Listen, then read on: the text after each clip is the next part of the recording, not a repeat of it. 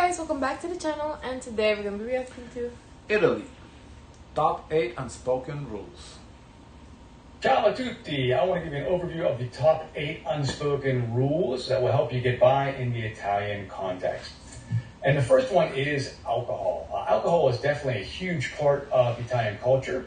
It's used in cooking, it's used in desserts. Italians connect it very closely to the territory. So certain wines pair really well with different kinds of foods and cheeses. And so Italians will be excited about trying new wines and new foods. When someone comes over to an Italian's house, they'll probably be offered a I kind of feel that alcohol is important in a lot of cultures, though. Like, there are some, the sober cultures, that the Muslim nations that, they don't allow alcohol by law. But other, I think most of the countries that do drink, the alcohol is important there. fresh glass of wine or a fresh drink as soon as they get there. However, Italians don't tend to overconsume. Right, they might have a drink at lunch and at dinner, and that may not be uncommon, or even a digestivo after dinner. But they don't tend to go beyond a glass or two. So you're not going to see Italians drunk in the streets. Even going out, young people going out don't tend to overconsume. Okay, that's so just be careful about your alcohol consumption, particularly if you want to make a good impression, or what we would call a bella figura in Italy. Understand that about the Italian culture. Another thing is some mindset. Italians have a very regional mindset. So, because Italy was, until 1861, a series of different nation states and kingdoms, really a patchwork, all the regions are not just... I like the concept of the video, but I don't like the fact that he kind of just did a PowerPoint, basically. Yeah. Like, that's like for a lecture. I wish he did like a video. Something, yeah, like a little different. Because this feels like we're in, college class. School. Yeah, high school. Yeah. But I know it's pop quiz. Yeah, he's giving a PowerPoint presentation. So many Italians are very proud of their city, of where they're from. So you want to be careful not to lump them all in together. There's also a bit of a stereotype, which has some truth to it. Yeah, I wish he put his face bigger or some. Because yesterday we did called difference between Americans and Brazilians. Yeah. The guy didn't really do nothing, just hit his face, but it was better than this, Tend to be a bit more like Northern Europeans. They tend to do things a bit more punctually, and they have the tendency, or at least the reputation by many Southern Italians, not all, of being a bit more closed off and not being as warm. Whereas Southern individuals and those from the south of Italy tend to be thought of as being more warm, more open, and having a little bit of a slower pace of life. There are differences in standard of living between Northern Italy and Southern Italy. So Northern Italy has a lower unemployment rate. There's a lot of unemployment in Southern Italy as well. And relationships are also very key in Italy when it comes to the mindset. Italians get things done through relationships, and they tend to look at relationships first. So when it comes to being on time or being punctual or getting something done, they prioritize friends, family, and their networks before they prioritize, a strict, rigorous deadline. So something you need to understand. Okay. We also have dress. Dress is a concept that's very important. Okay, I'm gonna guess, Italians, a lot of designers, so I'm pretty sure that's important, In Italian society, we have Milan as, one of the fashion capitals of the world. The Italians are very mindful about looking good when they go out, so they tend to wear long pants. Shorts and flip-flops are reserved for when Italians go to the beach. They might wear stylish jackets, or even if they're wearing a t-shirt, it will be not stylish too much, really. Fitted, a nice, stylish t-shirt. Again, there are exceptions to the rule, but when they leave the house, they tend to have their hair dried, their hair fixed, and they are dressed in a way that's not, with athletic clothing, but they tend to be, I think smart casual is probably the way that you would characterize how Italians tend to dress. The passeggiata. Well, the passeggiata is a cultural institution, but I think it also epitomizes a couple of things.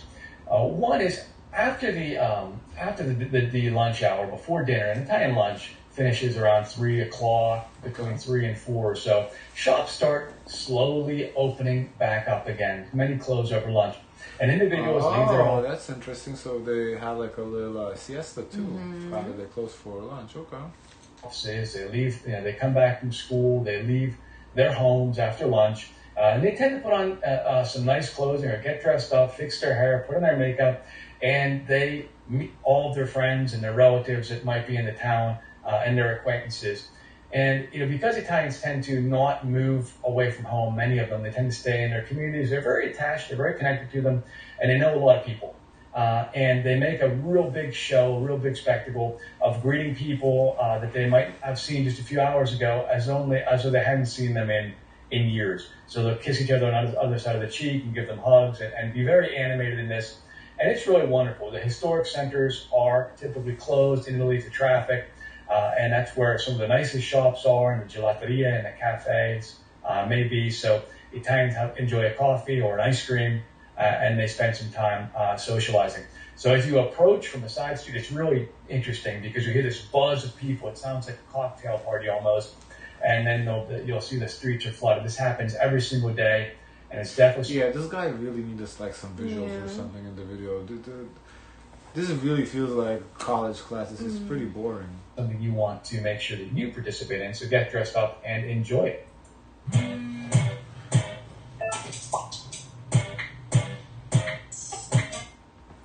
Waiting. Waiting can be common in Italy. Again, Italians value relationships. They prioritize those first.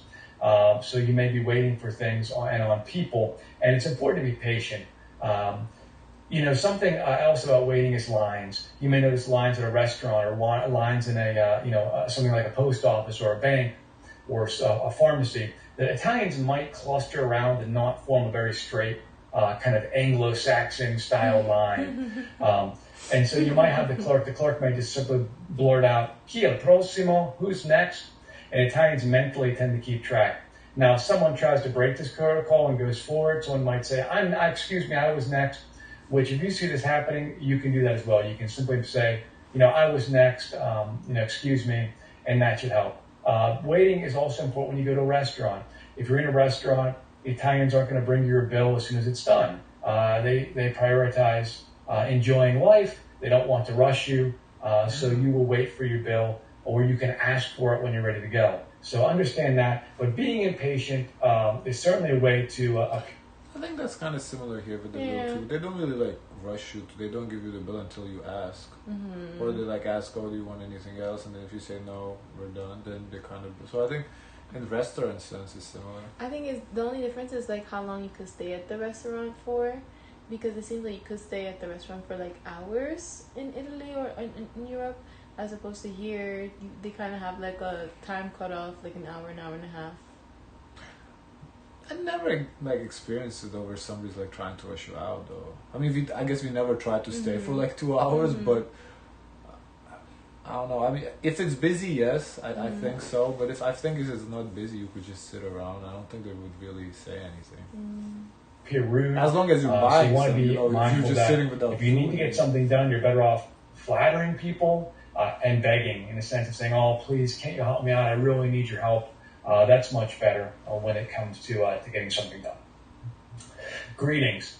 Well, greetings are important, but not "Hi, how are you?" That's not typically said to folks unless you have a good relationship with them, you know them, they're a good friend, they're a family member. Even someone you see in a store or a work acquaintance, you probably wouldn't say, "Hi, how are you?" You would say, "Buongiorno," good day, "Buonasera," good evening. And you probably wouldn't say ciao either, unless you're a student talking to another student or a young person, or someone greets you with so very ciao. Formal. Typically, you don't say that. That's considered rude. And greetings are important. Now, any shop you go into, any bakery you go into, any pharmacy you go into, anywhere where you see a person, you want to acknowledge them by saying buongiorno or buonasera. And when you leave, you want to say buongiorno or buonasera. You can say it the exact same way, or you could say grazie. You could say thank you. That's another way to do it. But how is that different than here? I feel it's just a little more formal. No, some people here, they're rude. They don't say anything to you.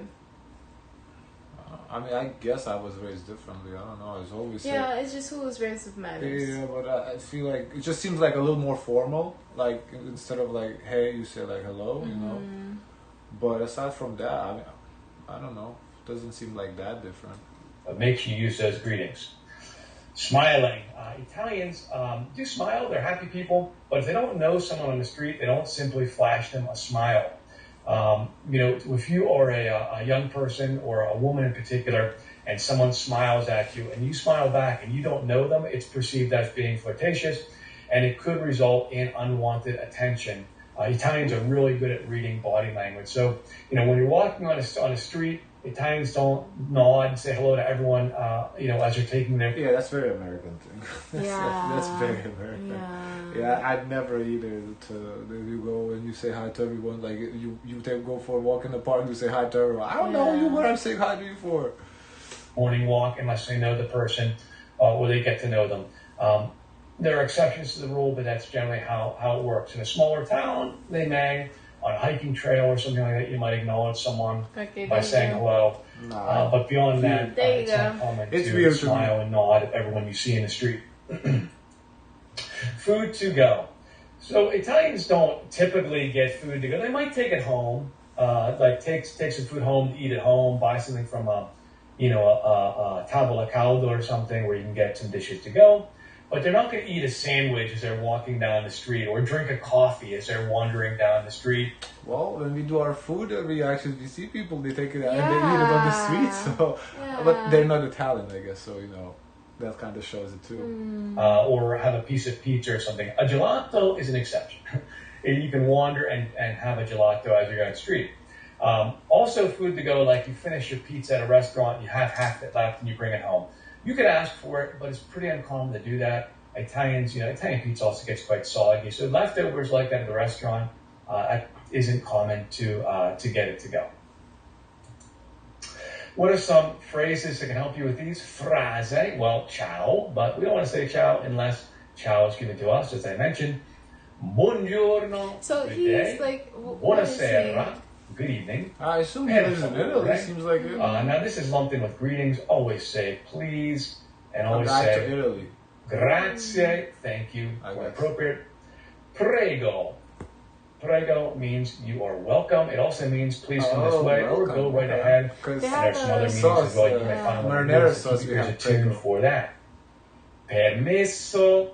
That's excuse me? Permesso is another one. This is important to know as an unspoken rule when it comes to greeting or trying to move around people. Permesso is what you say when you want someone to move out of the way and get their attention. Sounds like whereas permission. Scusi means excuse me, pardon me, like you bumped into someone, but it's not going to get anyone to move. And then we have molto gentile. Molto gentile means, that is so kind. And again, these are lumped into those greetings and kind of flattery. So when you're speaking with an Italian and you want to get something done, be patient. Make sure you say molto gentile and thank you so very much, and use those kind expressions. Okay, that's it for this. Pretty boring video. He could have done a better job. The topic was interesting. It's just I feel like he could have conveyed it more interestingly. Guys, of course, let us know your thoughts. Feel free to like, comment, and subscribe. Join the Discord. And as always, share as much kindness as possible.